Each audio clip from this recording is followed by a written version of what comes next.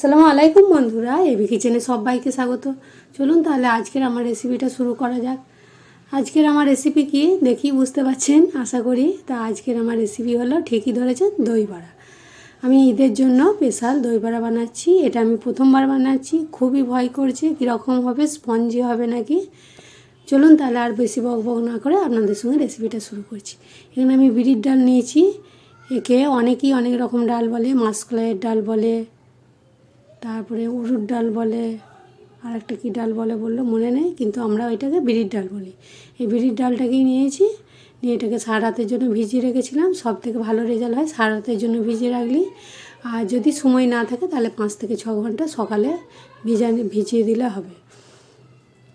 আর এখানে আমি অল্প অল্প করে পানি দিয়ে মিহি পেস্টটা তৈরি করব। আর ছোটো জারটাতে নিয়েছি, কারণ ওতেতে মিক্সি ছোটো জারটাতেই ভালো মিহি পেস্ট হয়।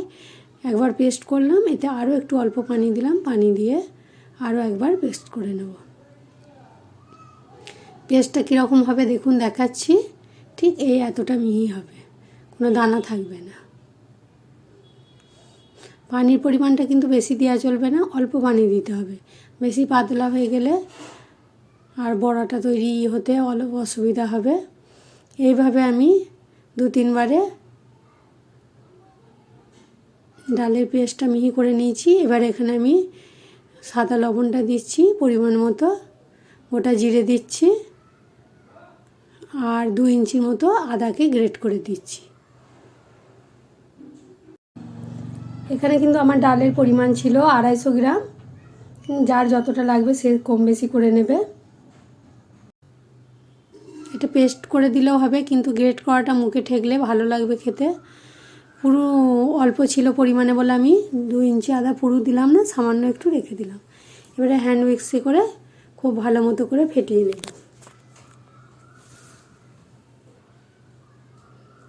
এই এই যে দই বড়া, এই বড়াটার সব থেকে যত ভালো ফেটাবেন তত এই বড়ার রেজাল্ট ভালো পাওয়া যাবে, আর বড়াটা তত স্পঞ্জি হবে। আমি হ্যান্ড উইক্সে করে 3 থেকে 4 মিনিট ফেটিয়ে নিয়ে আবার হাতে করে 3 থেকে 4 মিনিট ফেটিয়ে নেব। যত ফেটানো হবে তত বড়া ভালো হবে, ফুলবে, স্পঞ্জি হবে ভেতরটা।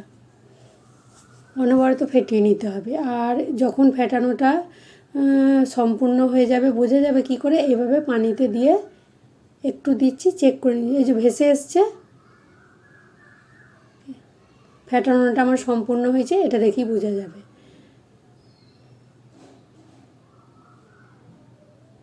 যখনই এরকম একটু ডালের একটা বাটিতে দেবেন, ভেসে আসবে, তখনই বোঝা যাবে ফেটানো হয়ে গেছে। এরপরে আরও 1 মিনিট ফেটিয়ে নিয়েছিলাম। এবারে আমি একটা কড়াতে দিয়ে চেক করছি, এভাবে ভেসেই আসছে। ডালটা আমার ভালোভাবে ফেটানো হয়ে গেছে। আর তেলটা কিন্তু একদম লো ফ্লেমে থাকবে, বেশি গরম করা চলবে না। এরকম এই যে হালকা বুজবুজ হয়ে উঠছে তেলটা, এরকম। বেশি জোরে তো তেল দেওয়াই চলবে না। আর পুরো বড়াগুলো একদম মিডিয়াম ফ্লেমে ভাজতে হবে। আর হ্যাঁ, এখানে আমি কিন্তু সাদা তেলে বড়াগুলো ভাজছি। ছোট চামচ থাকলে চামচে করে উল্টে দিতে হবে। আমার এখানে সেই কাবাব কাঠিটা ছিল, সেই ওতে করে আমি উল্টে দিচ্ছি, খুব সুন্দর উল্টানো হচ্ছে। আর এই দই বড়াটা আমি প্রথম করছিলাম, শুনেছি দই বড়া ভালো সবারই হয় না। তা আমাকে এত ভয় হচ্ছিল আর টেনশন হচ্ছিল কী হবে। তা এত সুন্দর দই বড়া হয়েছিল, সবাই তো খেয়ে দারুণ প্রশংসা করেছে।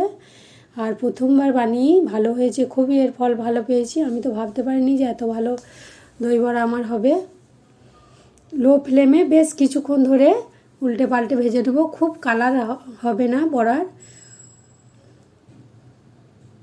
এইভাবে তেল ঝরিয়ে আমি একটা ইকোবেক পেপার নিয়েছি, ওর মধ্যে দিচ্ছি, তেলটা যাতে টেনে নেয়।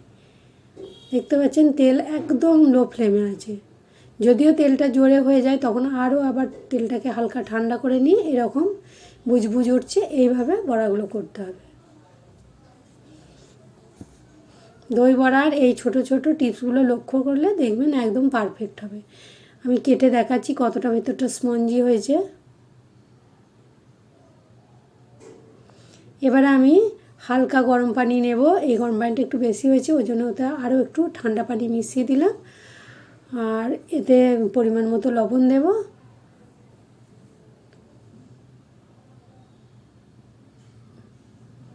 এতে এবার দই বড়াগুলোকে আমি ভিজিয়ে রাখবো 6 থেকে 7 ঘন্টা।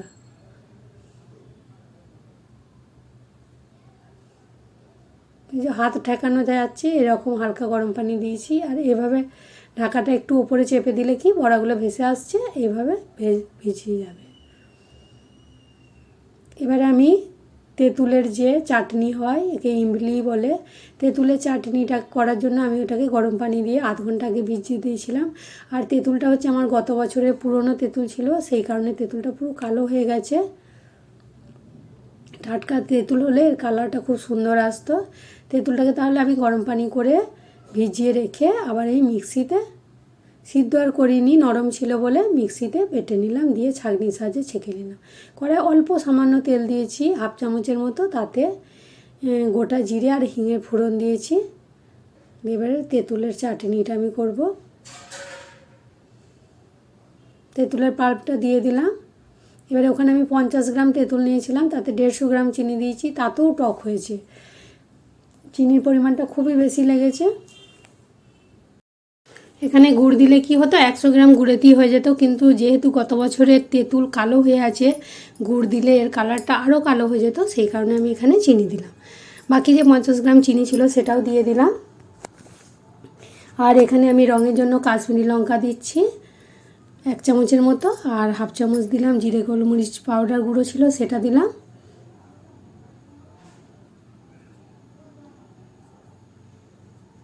আর যেটা আমি চাট মশলা করে রেখেছিলাম সেটাও দিয়ে দিলাম 1 চামচ। আর এখানে সাদা লবণ, বিট লবণ সব 1/2 চামচ করে দিলাম।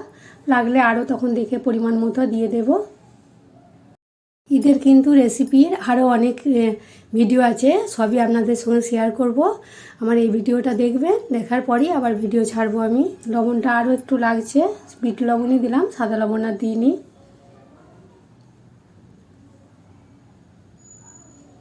আর খুব গাঢ় হয়েছে, আর এতটা আমার লাগবেও না, সেই কারণে আমি গাঢ় অবস্থায় এখানটায় এটা তুলে রাখছি অর্ধেকটা, তারপরে এর মধ্যে আর একটু পানি দিয়ে আমি পাতলা করে নিয়েছি।